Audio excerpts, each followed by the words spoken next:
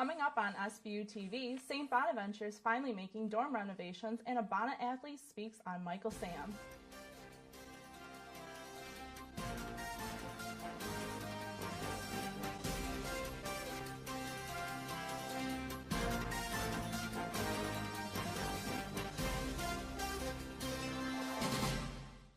Hello and welcome to SBU TV. I'm Katie Kaiser. And I'm Megan Pelliconi. Last week, St. Bonaventure officials announced big changes to on-campus housing. St. Bonaventure University Vice President of Student Affairs, Rick Tritley, held a press conference Tuesday to announce a $7.5 million plan to completely renovate Robinson and Falconio freshman residence halls and upgrade common spaces in Deverell Hall. Renovations for Robinson and Falconio include enhancement of student rooms, lounges, and restrooms. Along with the renovation, Tritley also announced a new policy requiring all freshmen and sophomores to live on campus. The policy is based off of research of housing policies across the nation that show that students who live on campus perform stronger academically. Renovations will begin following commencement ceremonies in May.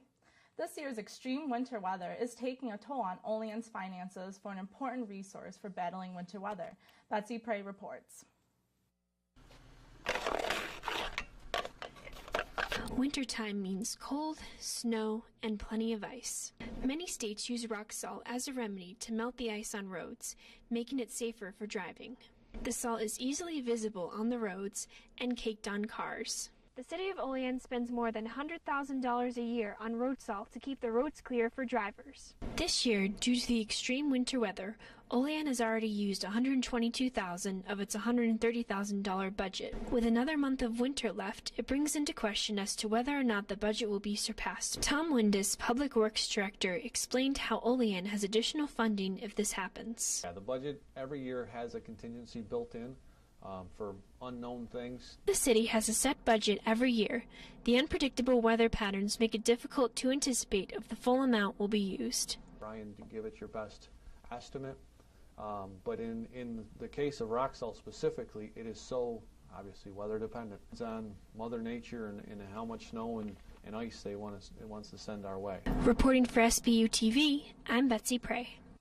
Olean has surpassed its budget for rock salt for the 2 out of the last 3 winters. Sochi, Russia isn't the only place you'll find curling this Saturday. Chris Spiker sweeps up the story. A few friends relaxing while watching curling on TV.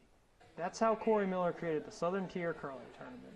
It started out as a bet that I could be better than you at it. I looked online, got the template to make the stones, and went on from there. The tournament evolved from last year's 21-team competition on Miller's Parents Pond to this year's 64-team double elimination bracket. Miller contacted the owners of Good Times of Olean to host the tournament, which raises money for the Portville Alumni Football Association. The association supports football and other sports at Portville High School. It's fun watching something like this take off in 1 year. Good Times Olean is a popular entertainment destination in Cattaraugus County with beach volleyball and mini golf in the summer months. But with the warm weather gone, these outdoor volleyball courts have been turned into a curling rink. Every night we're putting quarter an inch to a half an inch of water, just building that. Olympic curling rinks are about 150 feet in length, while the ones at Good Times of Olean are about 80 feet. The World Curling Federation's rules of curling states that the stones must weigh between 38 and 44 pounds. It's just 2 stainless steel bowls. They rivet together upside down on each other. You drill a hole in the top, pour concrete through that hole, and stick a piece of bent rebar out as a handle. The object of curling is to get the most stones closest to the center, also called the button. Teams get a point for every stone that is closer to the button than their opponent's first stone. There are 10 ends, or rounds, in Olympic curling, but Miller's tournament only has 5 ends. As for his prediction for tournament champion, Miller didn't lack confidence in his pick. Oh, of course, my team. Your team. That's right, the Polish Pushers. We went down to the Pulaski Club, and they sponsored us. This is Chris Spiker for SBU TV. Hammerback Bar and Grill will give away a $200 prize for the best team costume. Acts of sexual violence occur every year at St. Bonaventure. Billy Morehouse investigated how to prevent them. It's a problem that spans the entire country and doesn't leave St. Bonaventure untouched. According to St. Bonaventure's most recent Safety and Security Crime Report, there were 9 reported acts of sexual violence involving St. Bonaventure students between 2010 and 2012. Studies from a recent New York Times article suggest that bystander intervention can drastically decrease sexual violence. St. Bonaventure students weighed in on the report.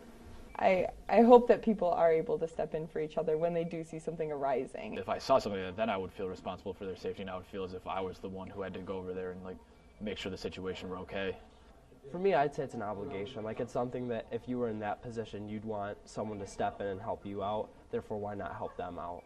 Students here at St. Bonaventure will see emergency blue lights around campus.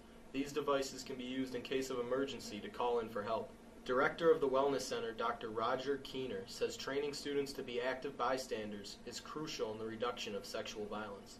Help people step up and be people who will protect other individuals. So if they see something happening, a potential sexual violence situation, they can step in. Keener says having a healthy state of mind and mutual respect for yourself and others will also help in prevention. When you're totally drunk, you're in what's called a reptilian mind. So, it's sort of like asking an alligator not to eat something. You're not respecting yourself. So if you're not respecting yourself, you're not going to respect other people. There were 9 reported acts of sexual violence between 2010 and 2012. However, many of these crimes go unreported. For SBU TV, I'm Billy Morehouse. Keener said the university is considering bringing a bystander intervention program to campus in the near future. Are the drugs doctors prescribe to the mentally ill doing more harm than good? Marissa Bruno looks into one mental illness that could be one day treated without medication. An article in New Scientist says that not only are the side effects of antipsychotics worse than psychiatrists thought, but the benefits are smaller. Seems very unlikely that that would be treatable with anything but some kind of chemical intervention. Although short-term studies show that drugs reduce the risk of relapse, long-term results are changing the way we see a drug's purpose.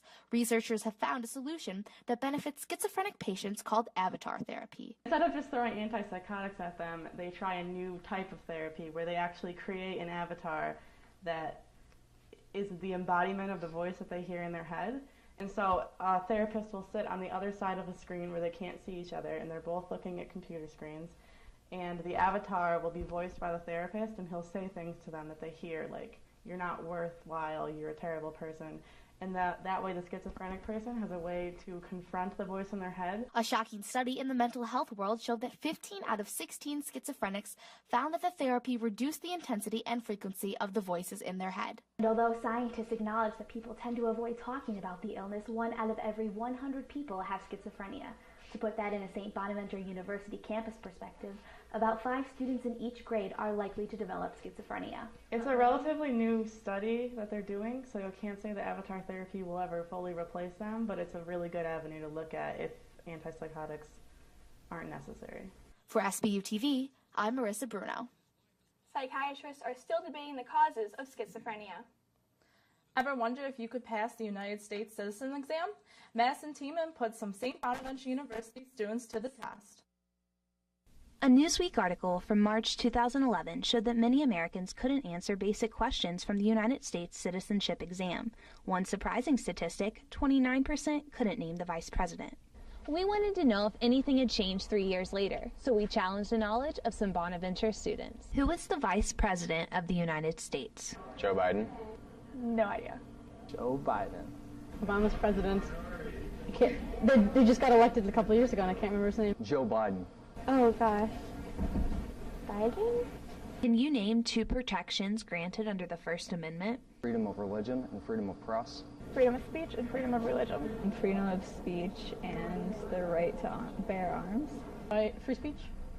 And right to bear arms. How long is a term in the House of Representatives? 2 years. I can't remember actually. 8 life? 8? I don't know. Let's go with 2. How does the Constitution begin? We the people of the United States of America. With the preamble. That famous first line that Nicolas Cage says in National Treasure. With the Bill of Rights. What is the national anthem of the United States? Star Spangled Banner. Oh, a name of the song. I don't know the name. The Star Spangled Banner. Oh, say, can you see by the dawn's early light? Every student asked was a U.S. citizen. For SBU TV, I'm Madison Tiemann. Civics exam questions can be found on uscis.gov. We'll be right back in a second with your sports. With a college scholarship, you can afford to dream big. I know. With my own scholarship, I got a great education and an amazing career. That's why I support Thanks USA. Thanks USA provides scholarships for the families of active duty military personnel.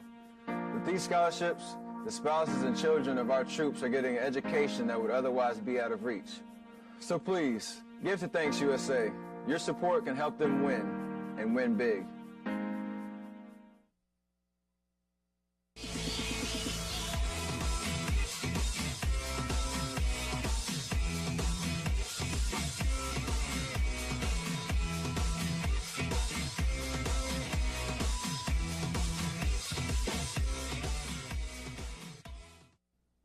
For sports, I'm Dylan Stebbins.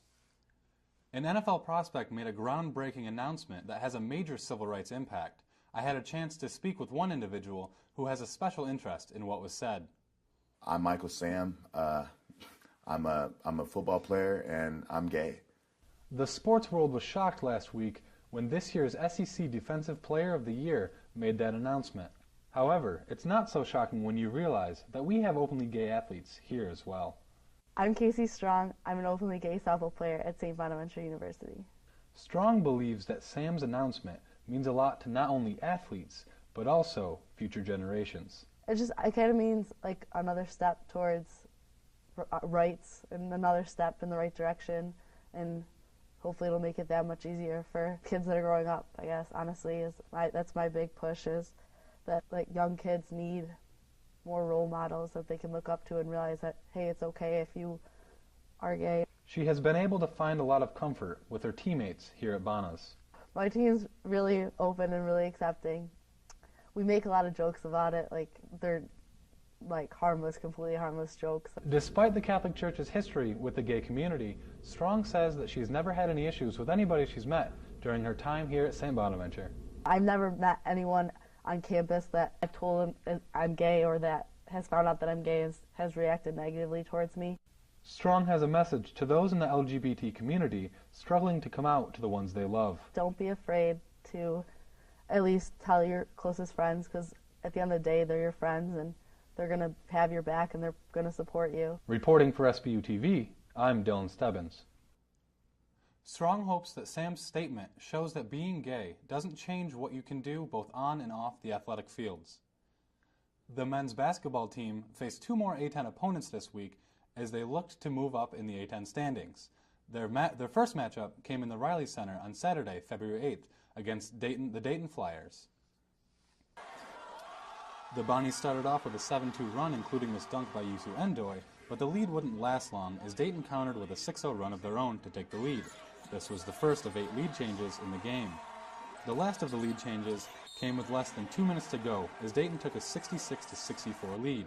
This Sanford jumper extended Dayton's lead to 4 late in the game.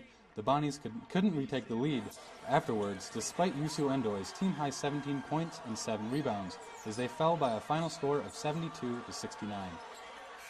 The loss to Dayton marked 6 losses in the Bonnies' previous 8 games, so they needed a win going into Fordham on Wednesday. Bonaventure took control of the game early on and never looked back. A Matt Wright jumper with 18:35 left in the first half gave them a lead that Fordham never came back from. Wright finished with a team-high 18 points and 3 assists. The brown and white continued to dominate into the second half and used a 10-0 run, capped off by this Marquise Simmons layup to put the game away.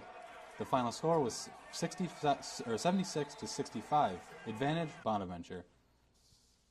The win moved the Bonnies' record to 13-10 overall and 3-6 in the A-10. Their next challenge will come Saturday as they travel to George Mason. Despite having their 6-game winning streak snapped at St. Louis earlier this week, the St. Bonaventure women's basketball team is sitting comfortably in second place in the A-10 standings. Heather Monahan caught up with one of the Bonnies' standout players. In her second season with the St. Bonaventure women's basketball team, Nyla Reeder has stepped up as a player the Bonnies can look to and depend on. The Indiana native ranks second on the team in scoring, averaging 11.1 points per game, and has the best three-point percentage on the team with 42%. She also sits third in the A10 rankings in that category. Her 78.3 free throw percentage sits her just behind Chelsea Boker's 78.6. While her staff can speak for themselves about her skill, Reeder said her growth on the team expands past her ability to score. This season has also shaped her into a team leader. We've had people leave, we've had seniors graduate, so I've had to step up into this role, and I'm just more comfortable in it. As one of the leaders for the Bonnies, Reeder said she's been pleased with the team's performance on the court so far. Despite their loss to St. Louis in the team's second meeting of the season, the women still sit second in A10 standings behind just Dayton. I feel like we're getting more and more used to playing with each other, and we're getting more comfortable with it. Reeder attributes the team's on-court chemistry and success to the bond they all have off the court. I think off the court, our friendship grows, so that when we get on the court, it's just easier to talk, it's easier to just be with each other. Though Reeder's stats have improved in her second year with the team, she says she doesn't let her personal accomplishments overshadow the big picture. It's just more of a team goal, playing for the team, doing what I can to help us win. So. While Reeder said she's learned a lot in her year and a half of collegiate experience, one lesson in particular sticks out most to her. Be confident. Be confident with what you're doing on offense, what you're doing on defense. Just go into it, and if you're going to do it, don't think about it, just do it. For SBU TV, I'm Heather Monahan. The Bonnies are back home again tomorrow when they face off against Duquesne in their Play for K breast cancer awareness game at 1 p.m. Alumni Weekend brought many Bonnies back to the Riley Center, including the 2003 Mr. New York Basketball. Aimee Mukendi caught up with him. After being the best free throw shooter in the nation as a senior for St. Bonaventure, Tyler Ralph has perfected a new part of his game. Ralph spent a year as an assistant coach before forming the Tyler Ralph Basketball Elite in Dallas. We do a lot of reaction stuff. We try to make things as game realistic as possible, make them react to how the defense is playing and whether it's ball handling stuff. Trying to make them feel contact in training is what we try to do, and we try to give them as many reps as possible. Ralph has worked with some of the best basketball players in the country, including Kentucky forward Julius Randle, Oklahoma State guard Marcus Smart, New York Knicks forward Amari Stoudemire, and Bonaventure's very own guard Charlon Kloof. We have a pretty good lock on the Texas area. We travel to Seattle, Washington, D.C., Phoenix, so we're trying to be a little bit more national. Just going to try to do, a lot of web stuff, a lot of camps. We don't have the former Bonnie alum Greg Lewis, comes down and he's helped, kind of put a stronghold on Dallas for the skills market. Julius Randle and Marcus Smart both being projected top 5 picks. I think that will help us be a little bit more nationally known and recognized. I talk to this guy Michael Lancaster a lot. Me and him talk, probably 3 times every week to try to figure out what he's doing, what I'm doing, and how we can help each other. My goal is one. If I can make 1,000 kids reach their goals, then that's 1,000 goals. With SBU TV, this is Aimee Mukendi. For more information, visit TylerRalphBasketball.com. And that's all for us here at SBU TV. Thanks for watching.